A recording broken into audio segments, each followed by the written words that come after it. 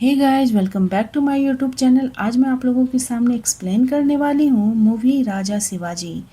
तो चलिए without wasting time movie का एक्सप्लेनेशन स्टार्ट करते हैं। इतिहास के पन्नों में कुछ कहानियाँ सिर्फ लिखी नहीं जाती बल्कि वह महसूस की जाती है। यह कहानी है उस दौर की जब मराठों के पास हिम्मत तो थी लेकिन अपना राज नहीं था, जहाँ सत्ता के खेल में धोखा आम बात थी। उसी धोखे ने जन्म दिया एक ऐसी आग को जो आगे चलकर स्वराज बनी। यह कहानी है छत्रपति शिवाजी महाराज की, जिन्होंने स्वराज का सपना देखा था। तो आइए दोस्तों, आज हम एक्सप्लेन करने वाले हैं शिवाजी महाराज की मूवी को। वीडियो अगर अच्छा लगे तो वीडियो को लाइक करके चैनल को सब्सक्राइब जरूर कीजिएगा, ताकि आपको इसी तरह के लेटेस्ट वीडियो आपको मिलती रहे। तो फिल्म की कहानी हमें 17वीं सदी के उस दौर में ले जाती है जहां सत्ता के नाम पर विश्वास की कोई कीमत नहीं थी। मराठा सरदार मोलाजी भोसाले एक ऐसा नाम जो बहादुरी और वफादारी का प्रतीक था, लेकिन सत्ता के खेल में वफादारी सबसे पहले कुर्बान होती है। उन्हें दरबार में बुलाया जाता है तो फिर यहाँ उनके साथ एक धोखा हो जाता है। पीछे से उनके ऊपर वार किया जाता है, वह जमीन पर गिरते हैं, लेकिन मरते हुए भी उनकी आंखों में डर नहीं बल्कि आग होती है। वो कहते हैं, आज तुमने मुझे धोखे से मारा है, लेकिन एक दिन मराठा इस धोखे का जवाब जरूर देंगे। और यहीं से एक कहानी नहीं, एक क्रांति शुरू होती है। उस वक्त की बात है जब मुगल और निजाम के बीच में आपस में लड़ाई रहती थी, और मराठा जो है वो इनके नीचे ही काम किया करते थे। मराठों का कोई अपना झंडा नहीं था और ना ही कोई अपना राज्य था, जिसके बाद उन्हें हम मोलाजी भोंसले के बेटे सयाजी भोंसले को दिखाया जाता है। सयाजी भोंसले अपने लोगों को बचाने के लिए अपने लोगों की ज़मीन को बचाने का काम किया करते थे। वो निजाम, मुगल और आदिल शाह के लिए काम किया करते थे, लेकिन बदले में सयाजी भोंसले को जनता पर अत्याचार होते तो उन्हें और पलायन भी करना पड़ता। और 1929 के आसपास सबसे क्रूर शासन आदिल शाह का चल रहा था, जिनकी लड़ाई निजाम और मुगलों से हो रही थी। वहीं आदिल शाह की पत्नी का नाम सुल्ताना है। सुल्ताना का एक बेटा है, और अगर आदिल शाह मारा जाता है तो अगला सुल्तान जो है वो सुल्ताना का बेटा ही बनेगा। तो वही मुगल बादशाह शाहजहां की लड़ाई आदिल शाह से तो है ही, लेकिन आदिल शाह की लड़ाई निजाम से भी है। शाहजहां ने देखा कि निजाम जो है वो आदिल शाह से लड़ाई करने में बिजी है। इस वक्त उन्होंने एक मौके का फ़ायदा उठाया और ताजमहल बनवाना स्टार्ट कर दिया। लेकिन उस वक्त सयाजी भोंसले को सबसे बड़ा खतरा निजाम और आदिल शाह से नहीं था बल्कि शाहजहां से था, जो कि उसके ऊपर कभी भी हमला कर सकता था। सयाजी भोंसले को अपना राज बचाना था और अपने लोगों को भी बचाना था। इसलिए सयाजी भोंसले को बीजापुर के सुल्तान आदिल शाह से मदद लेनी पड़ी। इसके बाद जन्म होता है एक ऐसे बच्चे का जो आगे चलकर इतिहास बदलने वाला था। नाम था शिवाजी। और उनकी माँ सिर्फ एक माँ नहीं थी बल्कि उनकी गुरु थी, जो शिवाजी को सिर्फ कहानियाँ नहीं सुनाती थी बल्कि उन्हें एक मकसद देती थी। राम की मर्यादा, भीम की ताकत और अर्जुन का लक्ष्य। धीरे धीरे यह सब गुण शिवाजी के अंदर बस जाते हैं, और एक दिन वह खुद से एक वादा करता है कि मैं इस धरती को गुलामी से आज़ाद कराऊंगा। तो वो शिवाजी के पिता शाहिजी भोंसले एक महान योद्धा थे, लेकिन मजबूर भी थे। उनकी तलवार दूसरों के लिए उठती थी, कभी मुगलों के लिए तो कभी बीजापुर के सुल्तान के लिए, क्योंकि उस समय मराठों का कोई अपना राज नहीं था। लेकिन शिवाजी यह सब देख रहे थे और उनके अंदर एक आग जल रही थी, एक ऐसी आग जो एक दिन पूरे सल्तनत को जला देने वाली थी। तो अब सयाजी भोंसले जो है वो आदिल शाह के साथ काम करने लगे थे, और अब एंट्री होती है उस इंसान की जिसका नाम ही आतंक था, अफजल खान। एक ऐसा योद्धा जो सिर्फ ताकत से नहीं बल्कि अपनी क्रूरता से जाना जाता था। जहाँ वो जाता वहाँ सिर्फ मौतें छोड़ता। मंदिर तोड़ना, गांव जलाना, निर्दोषों को मारना, उसके लिए यह सब बस एक खेल था। अफजल जो है वो आदिल शाह की सेना का सूबेदार है और वही सब कुछ संभालता है, और इसी वजह से आदिल शाह को आज तक कोई नहीं हरा पाया। अब अफजल के आने के बाद सयाजी भोंसले और उनकी प्रजा को एक जगह से दूसरी जगह पर रहने के लिए जाना पड़ता है, और ऐसा पहली बार नहीं हुआ था। ऐसा बहुत बार होता है। सयाजी भोसले यहाँ पर मजबूर थे, वह कुछ नहीं कर सकते थे। अपने परिवार और अपने राज और अपनी प्रजा के लिए उन्हें यह करना पड़ता है और अब एक जगह से दूसरी जगह उन्हें हर बार जाना पड़ता। सयाजी भोसले के बेटे संभाजी भोसले ये सारी चीज़ें को नोटिस कर रहे थे। वह अपने छोटे भाई शिवाजी को यह सारी बातें बताते हैं। अब सयाजी भोसले को ऐसा लगता है कि उनके बेटे और उनका परिवार खतरे में है, इसलिए वो अपने बड़े बेटे संभाजी भोसले को अपने साथ कर्नाटका ले जाते हैं और छोटे बेटे शिवाजी को पुणे भेजते हैं और वहाँ पे कमान सौंपने के लिए कहते हैं, जहाँ शिवाजी जो है वो अपनी माँ के साथ वहाँ गए थे। उस वक्त शिवाजी सिर्फ 15 साल के थे। जब वह पुणे पहुँचे तो उन्होंने देखा कि यहाँ की हालात बहुत ख़राब है। यहाँ की प्रजा जो है वो शिवाजी को राजा नहीं मान रही थी, क्योंकि वह सिर्फ 15 साल के थे। शिवाजी को अपनी प्रजा को देखकर बहुत दुख हुआ, क्योंकि उनकी हालात सचमुच में बहुत ख़राब थी और इतनी छोटी उम्र में भी शिवाजी के अंदर फैसले लेने की ताकत थी। शिवाजी ने ठान लिया था कि अब वो अपने लिए लड़ेंगे और धीरे धीरे करके उन्होंने उसी उम्र में एक किले पर कब्जा कर लिया। जब यह बात आदिल शाह को मालूम चली तो उन्होंने इसे हल्के में लिया। उन्होंने शिवाजी को सोचा कि वह तो एक छोटा सा बच्चा है और इसी वजह से आदिल शाह ने शिवाजी को एक नादान बच्चा समझकर छोड़ दिया था। लेकिन सुल्तान कहीं न कहीं समझ चुकी थी कि शिवाजी जो है वो छोटा सा बच्चा जरूर है, लेकिन वो बहुत ही खतरनाक है। आज से पहले ऐसा कभी नहीं हुआ था कि जब एक छोटा सा बच्चा जो है वो आदिल शाह के किले पर कब्जा कर ले। अब कहानी कुछ साल आगे बीत जाती है। अब आदिल शाह को मालूम चलता है कि सयाजी भोसले के बेटे संभाजी भोसले और शिवाजी जो है वो नाक में दम कर रहे हैं। उन्होंने आदिल शाह के बहुत सारे किलों पर कब्जा कर लिया था, जबकि सयाजी भोसले उन्हें के लिए ही काम करते हैं। इसके बावजूद यहाँ आदिल शाह के वो लोग विरोधी बनते जा रहे थे।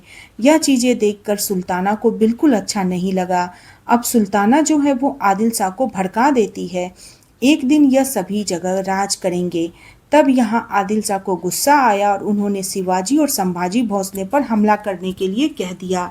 जब कोंडवा के किले पर हमला किया गया तो शिवाजी और उनकी सेना जो है वह पहले से ही तैयार थी। शिवाजी को मालूम था कि यह लोग अटैक करने वाले हैं। तब शिवाजी जो है वो अपने आप बहुत सारे लोगों को लेकर आदिल शाह के सेना पर हमला कर देते हैं और उन्हें बहुत ही बुरी तरीके से धूल चटाती है। यहीं पर शिवाजी ने अपना भगवा ध्वज फहराया, जिसे देखकर आदिल शाह की सेना पूरी तरीके से डर गई थी। वो यहाँ से भाग गए थे, जिसके बाद हमें मालूम चलता है कि आदिल शाह की एक सेना जो है वो संभाजी भोसले उर्फ शंभू से लड़ाई करने के लिए गई थी। उन्हें वो मारना चाहते थे या फिर बंधक बनाना चाहते थे, लेकिन यह इतना आसान नहीं था, क्योंकि संभाजी भोसले भी बहुत ही ताकतवर है। जब आदिल शाह की सेना संभाजी भोसले के ऊपर हमला करने के लिए आई तो यहाँ पर संभाजी भोसले अकेले ही उन पर भारी पड़े और उन सभी लोगों को बहुत ही बुरी तरीके से मार गिराया। जिसके बाद हम शिवाजी भोसले की पत्नी साई बाई को देख पाते हैं। साई बाई जो है वो शिवाजी भोसले से बहुत प्रेम करती है। दोनों का विवाह जो है वो 15 साल की उम्र में हो गया था। तब से वह एक दूसरे से बहुत प्रेम करते हैं। साई बाई जो है यहाँ शिवाजी को बहुत सपोर्ट करती है, हर एक सुख दुख में उनके साथ रहती है। आगे हम देखते हैं कि आदिल शाह को जब यह बात मालूम चलती है कि जो सेना शिवाजी और संभाजी भोसले के ऊपर आक्रमण करने के लिए गई थी वह फेल हो चुकी है, तो उन्हें एक छोटा सा मिनी अटैक आ गया था, जिसे देखकर बहुत सारे लोग डर गए थे। लेकिन कुछ लोग खुशी भी हो गए थे, जैसे सुल्ताना, जो कि अपने बेटे को सुल्तान की गद्दी पर बैठाना चाहती है। आदिल शाह ने सोचा कि अब बहुत हो गया है। तब उन्होंने अपने सूबेदार को बुलाया, जिसका नाम अफजल है, और अफजल को बताई सारी कंडीशन और कहा कि अब हम क्या कर सकते हैं। यहाँ पर अफजल ने सयाजी भोसले को बंधक बनाकर दरबार में पेश किया। उन्हें वह सजा देना चाहता था, लेकिन सयाजी भोसले कहता है कि हम तुम्हारे लिए ही काम करते हैं और बदले में आपने यह सब कुछ किया।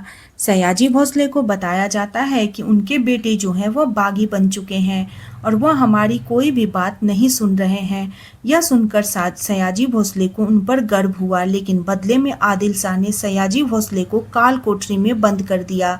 जिसके बाद हम देखते हैं कि शिवाजी और शंभू को जो सालों बाद एक दूसरे से मिले थे, दोनों की आंखों में आंसू थे और उन्हें जब यह बात मालूम चली कि सयाजी भोसले मतलब उनके पिता जो हैं वह काल कोठरी में बंद है, तो शंभू कहता है कि हमें पिताजी को हर हाल में काल कोठरी से बाहर निकालना है। आदिल शाह की सेना बहुत बड़ी है, हमें उनसे लड़ाई नहीं हो पाएगी, लेकिन हमें चालाकी से वहां से छुड़ाना पड़ेगा पिताजी को। शिवाजी कहते हैं कि हमें बहुत ही सोच समझकर फैसला लेना चाहिए। तब शिवाजी ने शाहजहां की मदद लेने की सोची, उनके पास एक संदेशा भेजा, लेकिन बदले में कोई भी उत्तर नहीं आया था। तो वहीं दूसरी तरफ अफजल जो है वो दरबार में था, जहां आदिल शाह ने अफजल को सयाजी भोसले को मारने का हुक्म दे दिया था। यह सुनकर अफजल जो है वो खुश हो गया था, क्योंकि उसे तो बहुत पहले ही सयाजी भोसले को मार देना चाहिए था। तो अब अफजल जो है वो सयाजी भोसले को मारने के लिए काल कोठरी में जाता है। अब अफजल सयाजी भोसले को मारने ही वाला था, तभी उसे रोक दिया जाता है। उसे दरबार में बुलाया जाता है, साथ ही सयाजी भोसले को दरबार में भी बुलाया जाता है, जहाँ की दरबार में शंभू भी आए हुए थे। वो शाहजहां का एक संदेशा लेकर आए थे। वह कहते हैं कि अगर आपने सयाजी भोसले को मारा तो मुगल जो है वो आपके विरोध में हो जाएंगे, फिर बहुत कुछ बुरा हो सकता है। लेकिन आदिल शाह यहाँ पर कुछ शर्त रखना चाहते थे। वो कहते हैं कि शिवाजी ने जितने भी किलों पर कब्जा किया है, खासकर कोंडवा के, उन सभी को शिवाजी को छोड़ना पड़ेगा, और तुम्हारा बेटा संभाजी भोसले जो है वह हमारे लिए काम करेगा, मतलब कि सूबेदार अफजल के नीचे उसे काम करना पड़ेगा। जिसे सुनकर शंभू मान जाता है, क्योंकि उसे अपने पिता को छुड़वाना था, जिसके लिए जो शंभू है वो कुछ भी कर सकता था। अफजल को यह देखकर बहुत बुरा लगा कि शंभू जो है वो उनके लिए काम करने वाला था। आगे हम देखते हैं कि अफजल और शंभू जो है वो आगम खान नाम के सुल्तान के किले पर आक्रमण करने के लिए जाते हैं, जहां पर अफजल देखता है कि शंभू जो है वह उसकी कोई भी बात नहीं मान रहा होता है। अफजल उससे कहता है कि हम आगे जाएंगे और तुम पीछे रहोगे, लेकिन शंभू उसकी बात न मानते हुए कहता है कि आगे हम रहेंगे, क्योंकि वह किसी भी सेनापति या सूबेदार की बात नहीं मानता, वो सिर्फ राजा की बात मानता है। यह सारी चीज़ें देखने के बाद अफजल को बहुत बुरा लगा और उसने ठान लिया कि आज वह शंभू को मार कर रहेगा। जब शंभू अबा खान की सेना से लड़ाई कर रहा था, तब यहाँ पर अफजल ने अबा खान की सेना को छोड़कर शंभू के ऊपर तोप चला दी और यहाँ पर शंभू को जान से मार दिया। अफजल ने शंभू के पीठ के पीछे वार कर दिया था, यह एक धोखा था। यह बात जब शिवाजी को मालूम चली तो वह बहुत रोए, क्योंकि वह अपने भाई को बहुत मानते थे। वो अपनी माँ जीजाबाई को यह सारी बातें बताते हैं। जीजाबाई कहती है कि मुझे अफजल का सर चाहिए, चाहे कुछ भी हो जाए। शिवाजी ने अपनी माँ से वादा किया था कि वह अफजल का सर जरूर ला कर देंगे। अब कहानी आगे बढ़ती है। अब हम देखते हैं कि शिवाजी जो है वो अफजल से किसी भी हालात में अपने भाई के मौत का बदला लेना चाहते हैं। तो वहीं पर शिवाजी एक बात और नोटिस करते हैं कि उनकी पत्नी साईबाई की तबीयत जो है वो बहुत ज़्यादा ठीक नहीं रहती है। वह खुद का ख्याल नहीं रखती है, बल्कि वह हमेशा सिर्फ और सिर्फ शिवाजी के बारे में सोचती रहती है, क्योंकि साईबाई शिवाजी से बहुत प्रेम करती है और वह चाहती है कि शिवाजी का स्वराज का सपना जल्द से जल्द पूरा हो जाए। अब एक दिन शिवाजी को मालूम चलता है कि जवाली के राजा, जिनका नाम चंद्रराव है, वह अपने ही लोगों पर बहुत ही ज़्यादा अत्याचार कर रहे हैं, जबकि चंद्रराव की जवाली का राजा जो है वो शिवाजी ने ही उसे बनाया था। लेकिन चंद्रराव नहीं माना। अब तो आदिल शाह के साथ मिल गया था और शिवाजी को ललकार रहा था। वो कहता है कि कल नहीं, अगर दम है तो आज ही आ जाओ। यह सुनकर शिवाजी को गुस्सा आ गया। फिर वह कल नहीं बल्कि आज ही अपनी पूरी सेना को लेकर चंद्रराव के पास पहुंच जाते हैं। चंद्रराव को भी इसकी भनक हो चुकी थी, इसलिए उन्होंने भी अपनी बहुत सारी सेना को इकट्ठा कर ली थी। बहुत सारे लोग थे, लेकिन यहाँ पर शिवाजी पूरी तैयारी के साथ गए हुए थे। वह भी अपनी सेना के साथ वह भी पहुंचकर चंद्रराव को बहुत बुरी तरीके से मार देते हैं। और जब यह खबर आदिल शाह को मालूम चलती है तो यहाँ पर आदिल शाह को अटैक आ गया था और वो उसे जान से मारे गए थे। अब यह सारी चीज़ें सुल्ताना को मालूम चलती है तो सुल्ताना बहुत खुश हो गई। अब उसका बेटा जो है वो अगला सुल्तान बनने वाला था। सुल्ताना को आदिल शाह की कुछ आदतें पसंद नहीं थी। वह लोगों को छोड़ दिया करता था, लेकिन सुल्ताना बहुत क्रूर है, वह अब किसी को भी नहीं छोड़ेगी। अब सुल्ताना सबसे पहले वह काम करती है जो वह बहुत पहले से करना चाहती थी। वो अफजल को अपने पास बुलाती है और कहती है कि यह काम सिर्फ तुम ही कर सकते हो। तुम्हें या तो शिवाजी को बंधक बनाकर लाना है या फिर तुम्हें उसे मारकर यहाँ पर लाना होगा। आदिल शाह की बहुत बड़ी फौज है और वो पूरा सेना जो है अब अफजल के पास थी। तो यहाँ अफजल ने भी सुल्ताना से वादा किया कि वो शिवाजी को जरूर मार कर लाएगा, लेकिन उससे पहले वह पीर बाबा के पास जाता है। जब भी अफजल किसी के ऊपर हमला करता है तो वह पीर बाबा के पास जाता है और उनसे सारी बातें पूछता है। पीर बाबा यहाँ अफजल को देखकर कहते हैं, तुम्हारे ऊपर अहंकार सवार है, तुम्हें उसे नीचे रखना चाहिए। जबकि अफजल यह जानना चाहता है कि यह युद्ध कौन जीतेगा। पीर बाबा ने यहाँ पर कोई भी जवाब नहीं दिया और जब यहाँ पर अफजल की 15 बीबियाँ को इसके बारे में मालूम चला तो पीर बाबा ने कोई जवाब नहीं दिया है। तो सारी बीवियाँ जो है वो अफजल को देखने के लिए आ गई। ऐसा लग रहा था कि यह पत्नियाँ जो है अफजल को आखिरी बार देख रही है। यह सारी चीज़ें देखकर अफजल को बिल्कुल अच्छा नहीं लगा। उसे बहुत गुस्सा आया कि उसकी खुद की बीवियाँ जो है उसके ऊपर भरोसा नहीं कर रही है। अफजल को यह गुस्सा आया और सारी बीवियों के ऊपर पत्थर बांधकर उन्हें नदियों में फेंक दिया और उन्हें जान से मार दिया। अब अफजल ने बहुत सारे राजा को अपने साथ मिला लिया था। अब शिवाजी महाराज के पास कोई नहीं था, कोई भी राजा नहीं था और कोई भी सपोर्ट नहीं था, जिसे देखकर शिवाजी को ऐसा लग रहा था कि यह लड़ाई शायद उन्हें अकेली ही लड़नी पड़ेगी। तभी हम देखते हैं कि यहाँ पर कोनाजी आते हैं। शिवाजी उन्हें देखकर कहते हैं कि मुझे नहीं लग रहा है कि आप साथ दे पाएंगे, आखिर में आप भी पलट जाएंगे। पर कान्होजी यहाँ पर कहते हैं कि मेरी पूरी ज़मीन और मेरे सारे बेटे जो है वो आज से आपके हुए। जब तक स्वराज हमारा नहीं होगा तब तक हम चैन की सांस नहीं लेने वाले। तो वहीं पर अफजल जो है वो अपनी विशाल सेना लेकर शिवाजी के पास जाने लगता है, लेकिन रास्ते में अफजल देखता है कि बहुत तेज बारिश हो रही है और यहाँ साहेद्री की बारिश है जो कि 3 महीने तक लगातार गिरती है। लेकिन यह बारिश में अफजल जो है वो शिवाजी के ऊपर हमला नहीं कर सकता, इसलिए उसने पास में यहाँ एक छावनी बना ली थी। अफजल जो है उस बारिश के बंद होने का इंतजार कर रहा था कि कब बारिश बंद होगी और वो कब शिवाजी के ऊपर हमला करने के लिए जाएगा। लेकिन ऐसा नहीं होता है, बहुत दिन तक बारिश होती रहती है। यहाँ पर अफजल जो है वो उसी जगह पर रह जाता है। लेकिन अफजल ने ठान लिया था कि वो शिवाजी को किसी भी हालत में मार कर रहेगा, चाहे वो वहां जाकर मारे या फिर शिवाजी को यहीं बुलाकर मारे। तब अफजल अपने सलाहकार को शिवाजी के पास संदेशा लेकर पहुंचाता है। संदेशा यह था कि अफजल जो है वह सुलह करना चाहता है और एक बैठक भी करना चाहता है, लेकिन शिवाजी बहुत अच्छे से जानते थे कि ऐसा कुछ भी नहीं है। वह पंत को भेजते हैं और कहते हैं वह तो मीटिंग करने के लिए नहीं आएंगे, अगर अफजल को मीटिंग करना है तो वह हमारे पास आए। जो सलाहकार शिवाजी के घर गया था उसने देखा कि शिवाजी जो है वो बहुत ही बीमार है। उन्होंने देखा कि महल में जितने भी लोग हैं बहुत ही ज़्यादा डरे हुए हैं।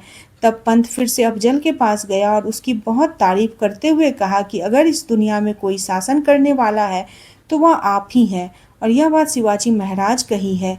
लेकिन अफजल जो है वो शिवाजी को अपनी छावनी बुलाना चाहते हैं, लेकिन हर बार शिवाजी ने मना कर दिया। ऐसा बहुत दिनों तक चला, लगभग 1 से 2 महीने बीत चुके थे।